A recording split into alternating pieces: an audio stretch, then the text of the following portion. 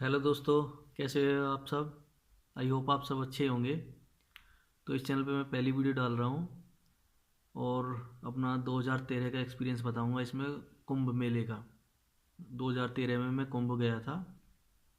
तो आइए वीडियो को शुरू करते हैं। देखिए, 2013 में मैंने अपने सभी दोस्तों को पहले ही बोल रखा था कि कुंभ चलेंगे। तो जनवरी में बोल दिया था मैंने सभी को। तो उस टाइम तो सर्दी ज़्यादा थी, तो सब कहने लगे कि थोड़ा मौसम को खुलने दें तब चलेंगे। तो मैंने सभी के पास कॉल किया फरवरी में, लेकिन सब ने मना कर दिया कुछ ना कुछ बहाना लगा के। तो मैं बहुत निराश हुआ। मेरा बहुत मन था कुंभ जाने का, कुंभ मेला देखने का। सुना था कि वहाँ पे बहुत बड़े बड़े साधु महात्मा आते हैं, दिव्य संत आते हैं, दिव्य ज्योतियाँ आती हैं वहाँ पे।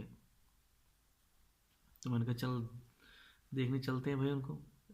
लेकिन साथ में चलने को कोई तैयार नहीं यहाँ से इतनी दूर। और मैं परेशान था बहुत। तो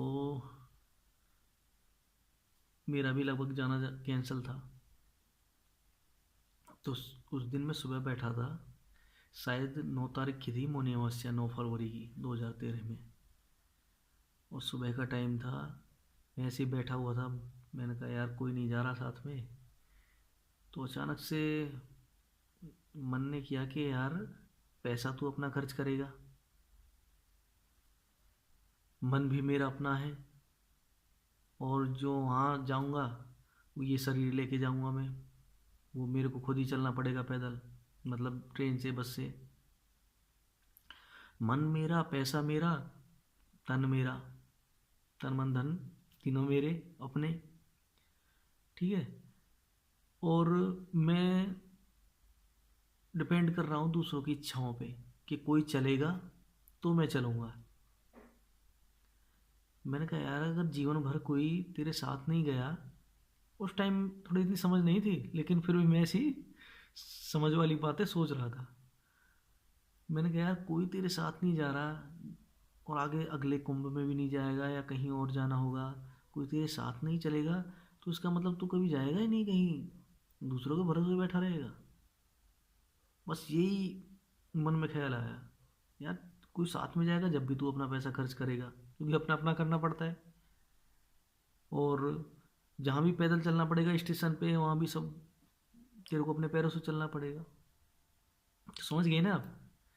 तो बस मैंने यही सोच के बैग उठाया, रिजर्वेशन कोई थी नहीं। तो मैं अपने घर से 4-5 घंटे का रास्ता है, मैं दिल्ली पहुंचा।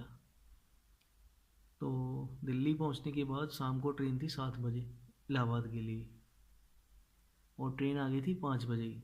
तो जनरल डिब्बा था, और मैं उस टाइम ऊपर था, पुल के ऊपर था। ट्रेन लग चुकी थी और शायद उसमें एक ही डिब्बा था लास्ट की तरफ। ट्रेन में 7 बजे का टाइम था, 5 बजे आ गई गाड़ी, और मैं तब तक पहुंचा, फुल जनरल डिब्बा फुल हो गया था। तो मैं बैठा जैसे तैसे उसमें अंदर।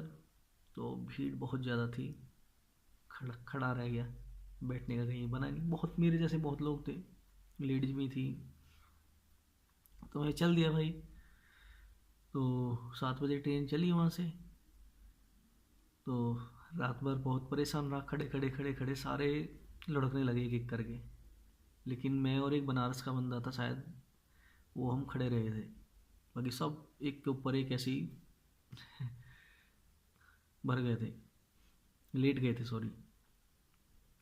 तो चले गए, सुबह 6:30 बजे ट्रेन ने उतारा वहाँ पे इलाहाबाद। तो वहाँ से गया था, पैदल का रास्ता बना रखा था, अभी भी ऐसे ही 2025 में ही पैदल बना रखा है। तो 15-20 किलोमीटर शायद पड़ा होगा, अंदाजा ऐसे ही था कुछ, उस टाइम कुछ बता रहे कि 15-1 किलोमीटर का रन है ये पैदल का। तो चला मैं पैदल, सुबह सुबह का टाइम था, बारिश भी बूंदाबांदी होने लगी थी। तो वहाँ पे पहुँचा, मैं शायद 1 बजे के आसपास पहुँचा था, घाट पे, बिल्कुल प्रॉपर जहाँ नहाना था, घूमते घूमते घूमते। उसके बाद फिर मैं नहाया, और नहाने के बाद इतना थक गया था 1-2 घंटे में, एक पेड़ था वहाँ पे, शायद अकबर का किला था, उस किले के पास में, वहाँ पे मैं लेट गया। तो मेरे को कहीं रुकने की ऐसी व्यवस्था कहीं मिली नहीं वहाँ। और थक इतना गया था क्योंकि उस दिन सुबह से अपने यहाँ से चला खड़ा खड़ा ट्रेन में, फिर वहाँ से इलाहाबाद के लिए खड़ा खड़ा, फिर पैदल पैदल भेज दिया। तो थकान बहुत हो गई थी और अकेला था, तो वहाँ से फिर एक साथी के भाई नहाने का मन था, नहा लिया और देख लिया जो कुछ था, बस वहाँ से ऐसे ही पूरे उसमें, तो बस मैंने कहा चल अब यहाँ पे, क्योंकि रात को रुकने की मैंने कहा ठीक व्यवस्था कुछ दिखाई नहीं दी थी मेरे को, तो मैं चल दिया वापस। तो वहाँ से आने का कुल 6 किलोमीटर का रास्ता था बस वापसी आने के लिए, क्योंकि सरकार का मतलब ये था कि आओ धीरे धीरे लेकिन निकलो जल्दी जल्दी, क्योंकि घाट पे इतनी पब्लिक नहीं समा पाती वहाँ, और अभी भी यही है। तो जाने का शॉर्ट, आने का लंबा कर रखा है, लॉन्ग। तो मैं एंड्रॉयड फ़ोन लेके गया था उस टाइम, नए नए चले थे जब एंड्रॉयड। तो यहाँ से जो चार्ज करके गया था वो बस कॉलिंग के लिए था, तब इतना वीडियोग्राफी का मेरे को शौक था शुरू से ही, फ़ोटो वीडियो का। मैंने कुछ फ़ोटो तो लिए थे उससे, बाकी मैं बंद कर देता था फ़ोन को, क्योंकि बैटरी उसमें जल्दी जल्दी जितना अच्छी बैटरी नहीं थी, कार्बन वाली बैटरी थी, लिथियम वाली नहीं आई थी।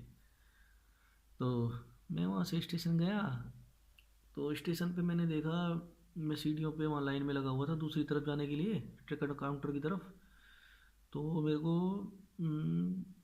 शायद 20 मीटर की दूरी होगी बस, मेरे को आधा घंटा लगा वहाँ सीढ़ियों पे चढ़ने में। और मेरे पीछे मैंने नज़र उठा के देखी, पूरा जो एरिया था पूरा भीड़ से भरा हुआ था ऊपर चढ़ने के लिए पुल पे।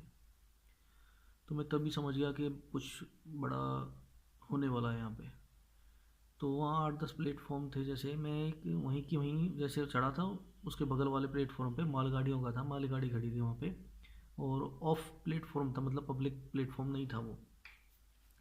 तो मैं वहीं पे उतर गया, खाली देख के मेरे को लगा कि बहुत ज़्यादा भीड़ हो रही थी पुल पे, तो मैं उतर गया वहीं पे। उसके बाद 1-2 घंटे मैंने वेट किया और घर वालों को बता दिया था कि मैं रेलवे स्टेशन पे पहुंच गया हूँ मैं। फ़ोन फिर मैंने बंद कर लिया।